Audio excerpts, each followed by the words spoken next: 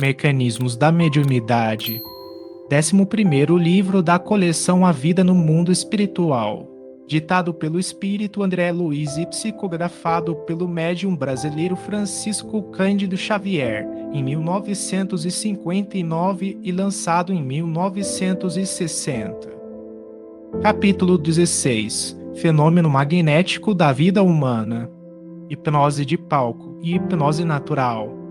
Analisando a ocorrência mediúnica na base do reflexo condicionado, assinalemos mais alguns aspectos de semelhante estudo na esfera do cotidiano.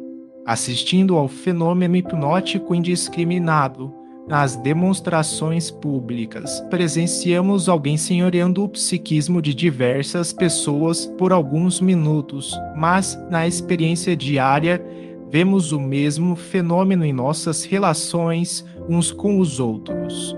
Na exibição popular, o magnetizador pratica a hipnose que se hierarquiza por muitos graus de passividade nos hipnotizados.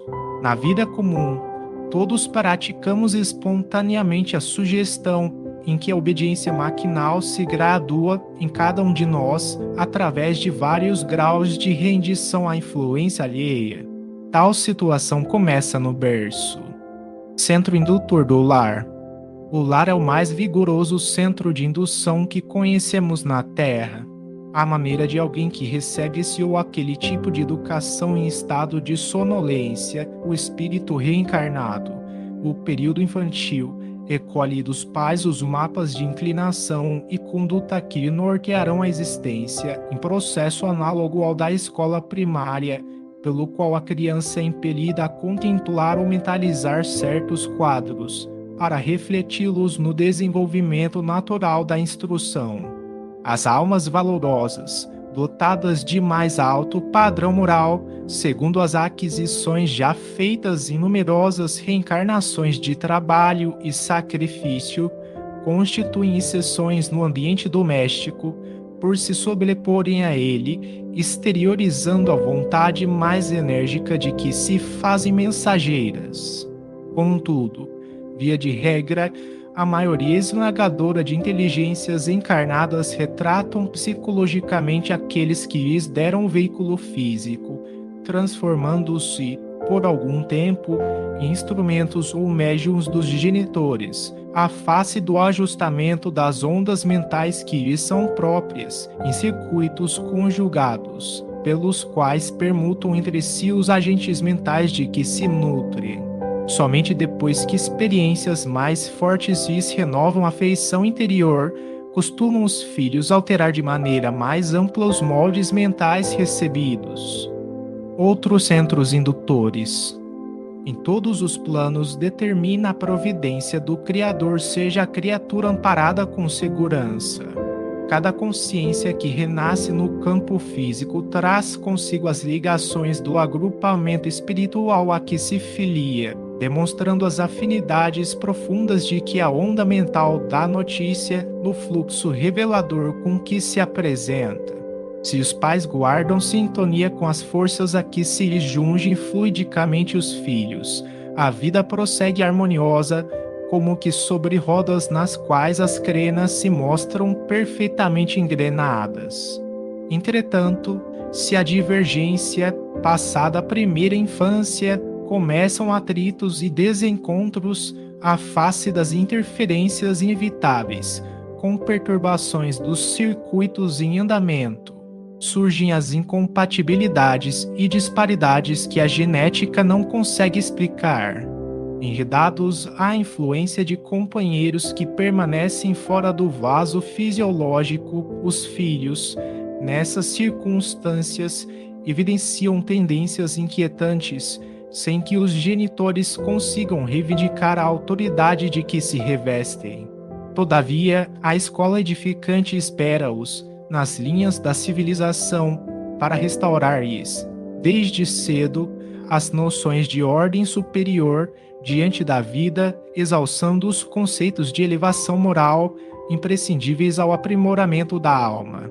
Transfiguram-se, então, os mestres comuns em orientadores dos aprendizes que, se atentos ao ensino, se fazem médiuns temporários das mentes que os instruem através do mesmo fenômeno de harmonização das ondas mentais, porquanto o professor, ensinando, torna mais lentas as oscilações que despede, enquanto que os alunos, aprendendo, fazem mais curtas as oscilações que lhes são peculiares, verificando-se o necessário ajuste de nível para que a permuta dos agentes espirituais se faça com segurança.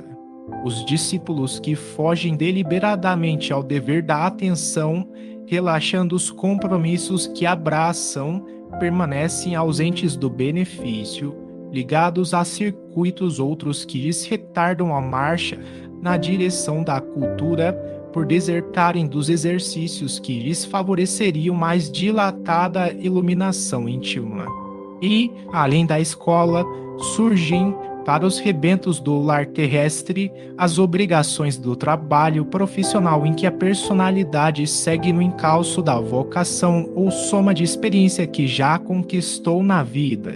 Cada oficina de ação construtiva, seja qual for a linha de serviço em que se expresse, é novo educandário para a criatura em lide no campo humano, em que a chefia, a escalonar-se através de condutores diversos, convoca os cooperadores, nos vários círculos da subalternidade, ao esforço de melhoria e sublimação. Ainda aqui, vemos, por intermédio da mesma ocorrência de harmonização mental, os que orientam erguidos à condição de espíritos protetores, e os que obedecem, transformados em instrumentos para determinadas realizações. Todos somos médiuns. Os centros de atividade referidos em nosso estudo, encontramos o reflexo condicionado e a sugestão como ingredientes indispensáveis na obra de educação e aprimoramento. Urge reconhecer que a liberdade é tanto maior para a alma quanto maior a parcela de conhecimento que se debite no livro da existência. Por isso mesmo, quanto mais crescem possibilidades nesse ou naquele sentido, mais se lhe desdobram caminhos à visão, constrangendo-a a vigiar sobre a própria escolha. Mais extensa mordomia, responsabilidade mais extensa. Isso acontece porque, com a intensificação de nossa influência nesse ou naquele campo de interesses, mais persistentes se fazem os apelos em torno, para que não nos esqueçamos do dever primordial a cumprir. Quem avança está invariavelmente entre a vanguarda e a retaguarda, e a romagem para Deus é uma viagem de ascensão. Toda subida, quanto qualquer burilamento, pede suor e disciplina. Todo estacionamento é repouso inquistante. Somos todos, assim, médiuns a cada passo refletores das forças que assimilamos por força de nossa vontade na focalização da energia mental. Perseverança no bem. É imprescindível recordar o impositivo da perseverança no bem. Comprazimento nessa ou naquela espécie de atitude ou companhia, leitura ou conversação menos edificantes, estabelece em nós o reflexo condicionado pelo qual inconscientemente nos voltamos para as correntes invisíveis que representam. É desse modo que formamos hábitos indesejáveis pelos quais nos fazemos pasto de entidades vampirizantes, acabando na feição de arcabouços vivos para moléstias fantasmas, pensando ou conversando constantemente sobre agentes enfermiços, quais sejam a acusação indébita e a crítica destrutiva, o deboche e a crueldade, incorporamos de imediato a influência das criaturas encarnadas e desencarnadas que os alimentam, porque o ato de voltar a semelhantes temas, contrários aos princípios que ajudam a vida e a regeneram, se transforma em reflexo condicionado de caráter doentio, automatizando-nos a capacidade de transmitir tais agentes mórbidos, responsáveis por largo acervo de enfermidade e desequilíbrio. Gradação das obsessões. Muitas vezes, em nossos estados de tensão deliberada, inclinamos-nos para forças violentas que se nos insinuam no halo psíquico, aí criando fermentações infelizes que resultam em atitudes de cólera arrasadora, pelas quais, desprevenidamente, os transformamos na vida em médiums de ações delituosas, arrastados nos fenômenos de associação dos agentes eletromagnéticos da mesma natureza, semelhantes aos que caracterizam as explosões de recursos químicos, nas conhecidas reações em cadeia. É assim que somos, por vezes, loucos temporários, grandes obsidiados de alguns minutos, alienados mentais em marcadas circunstâncias de lugar ou de tempo, ou ainda doentes do raciocínio em crises periódicas, médiums lastimáveis da desarmonia pela nossa permanência longa em reflexos condicionados viciosos, adquirindo compromissos de grave teor nos atos menos felizes que praticamos, semi-inconscientemente, sugestionados uns pelos outros, porquanto, perante a lei, a nossa vontade é responsável em todos os nossos problemas de sintonia. Mecanismos da mediunidade. 11º livro da coleção A Vida no Mundo Espiritual. Ditado pelo espírito André Luiz e psicografado pelo médium brasileiro Francisco Cândido Xavier, em 1959 e lançado em 1960. Capítulo 16. Fenômeno magnético da vida humana. Hipnose de palco e hipnose natural.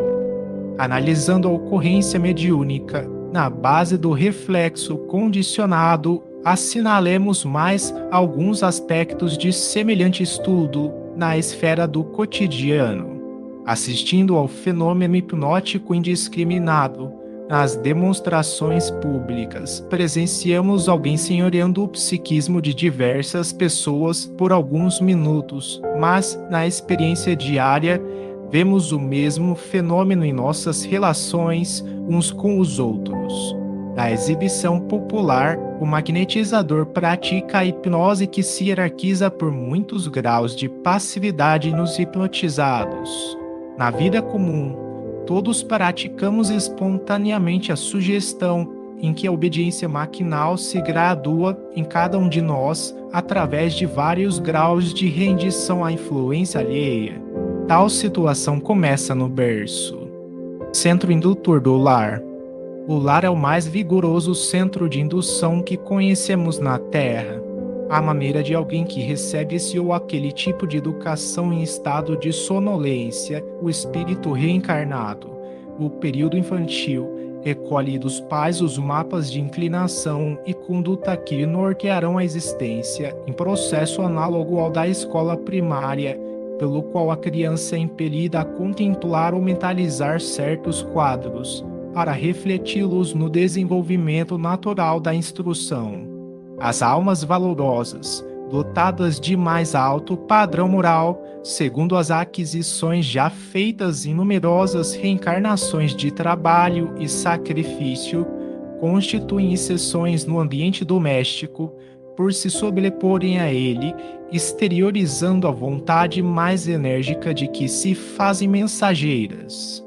Contudo, via de regra, a maioria esmagadora de inteligências encarnadas retratam psicologicamente aqueles que lhes deram o veículo físico, transformando-se, por algum tempo, em instrumentos ou médiuns dos genitores, à face do ajustamento das ondas mentais que lhes são próprias, em circuitos conjugados, pelos quais permutam entre si os agentes mentais de que se nutrem.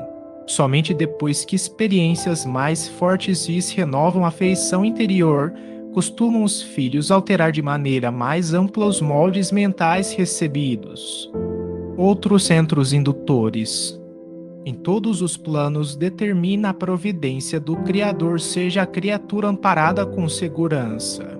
Cada consciência que renasce no campo físico traz consigo as ligações do agrupamento espiritual a que se filia, demonstrando as afinidades profundas de que a onda mental da notícia no fluxo revelador com que se apresenta.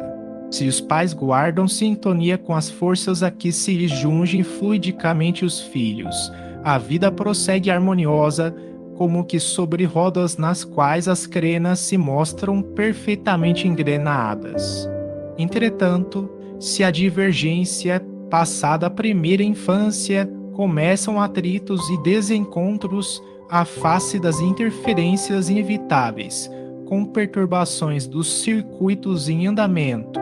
Surgem as incompatibilidades e disparidades que a genética não consegue explicar. Enredados à influência de companheiros que permanecem fora do vaso fisiológico, os filhos, nessas circunstâncias, evidenciam tendências inquietantes, sem que os genitores consigam reivindicar a autoridade de que se revestem. Todavia, a escola edificante espera-os, nas linhas da civilização, para restaurar-lhes, desde cedo, as noções de ordem superior diante da vida, exalçando os conceitos de elevação moral imprescindíveis ao aprimoramento da alma. Transfiguram-se, então, os mestres comuns em orientadores dos aprendizes que, se atentos ao ensino, se fazem médiuns temporários das mentes que os instruem através do mesmo fenômeno de harmonização das ondas mentais, porquanto o professor, ensinando, torna mais lentas as oscilações que despede, enquanto que os alunos, aprendendo, fazem mais curtas as oscilações que lhes são peculiares, verificando-se o necessário ajuste de nível para que a permuta dos agentes espirituais se faça com segurança. Os discípulos que fogem deliberadamente ao dever da atenção, relaxando os compromissos que abraçam, permanecem ausentes do benefício, ligados a circuitos outros que lhes retardam a marcha na direção da cultura, por desertarem dos exercícios que lhes favoreceriam mais dilatada iluminação íntima. E, além da escola, surgem, para os rebentos do lar terrestre, as obrigações do trabalho profissional em que a personalidade segue no encalço da vocação ou soma de experiência que já conquistou na vida. Cada oficina de ação construtiva, seja qual for a linha de serviço em que se expresse, é novo educandário para a criatura em lide no campo humano, em que a chefia, a escalonar-se através de condutores diversos, convoca os cooperadores, nos vários círculos da subalternidade, ao esforço de melhoria e sublimação. Ainda aqui, vemos, por intermédio da mesma ocorrência de harmonização mental, os que orientam erguidos à condição de espíritos protetores, e os que obedecem, transformados em instrumentos para determinadas realizações. Todos somos médiums. Os centros de atividade referidos em nosso estudo, encontramos o reflexo condicionado e a sugestão como ingredientes indispensáveis na obra de educação e aprimoramento. Urge reconhecer que a liberdade é tanto maior para a alma quanto maior a parcela de conhecimento que se lhe debite no livro da existência. Por isso mesmo, quanto mais crescem possibilidades nesse ou naquele sentido, mais se lhe desdobram caminhos à visão, constrangendo-a a vigiar sobre a própria escolha. Mais extensa mordomia, responsabilidade mais extensa.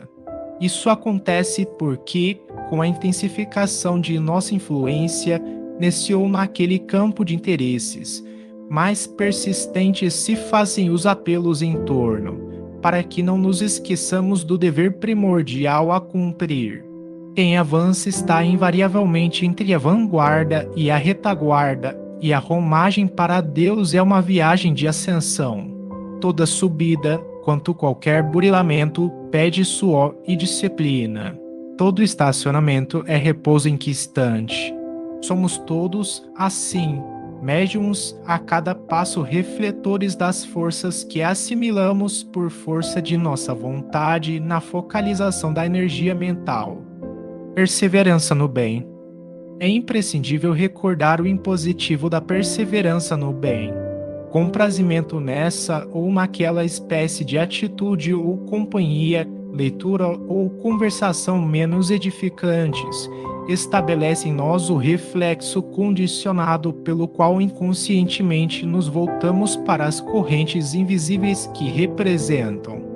É desse modo que formamos hábitos indesejáveis pelos quais nos fazemos pasto de entidades vampirizantes, acabando na feição de arcabouços vivos para moléstias fantasmas, pensando ou conversando constantemente sobre agentes enfermiços, quais sejam a acusação indébita e a crítica destrutiva, o deboche e a crueldade.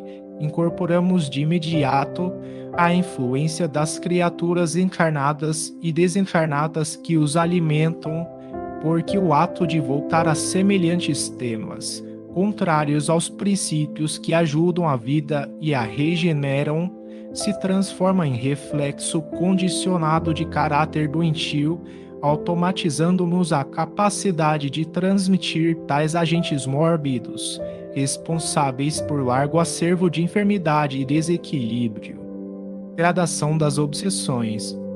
Muitas vezes, em nossos estados de tensão deliberada, inclinamos-nos para forças violentas que se nos insinuam no halo psíquico, aí criando fermentações infelizes que resultam em atitudes de cólera arrasadora, pelas quais, desprevenidamente, os transformamos na vida em médiums de ações delituosas, arrastados nos fenômenos de associação dos agentes eletromagnéticos da mesma natureza, semelhantes aos que caracterizam as explosões de recursos químicos, nas conhecidas reações em cadeia.